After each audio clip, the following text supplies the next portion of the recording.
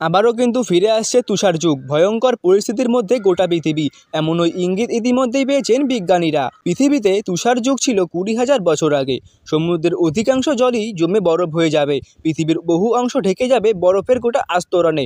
চরম বিপর্যস্ত সময়ের মুখোমুখি হতে চলেছে জনজীবন। বিজ্ঞানীরা জানাচ্ছেন, আজ থেকে বহু বছর আগে সমুদ্রের বরফ থেকেই সম্ভবত তুষার যুগের সূচনা হয়েছিল। বিজ্ঞানীদের দাবি, এর মূল কারণ হলো গ্লোবাল ওয়ার্মিং।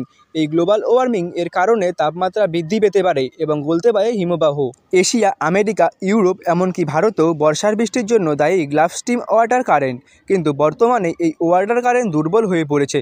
গবেষণায় দেখা গিয়েছে, আগামী 10 বছরে এই ওয়াটার কারেন্ট পুরোই ধ্বংস হয়ে যাবে, যার সূচনা হবে 2025 থেকেই।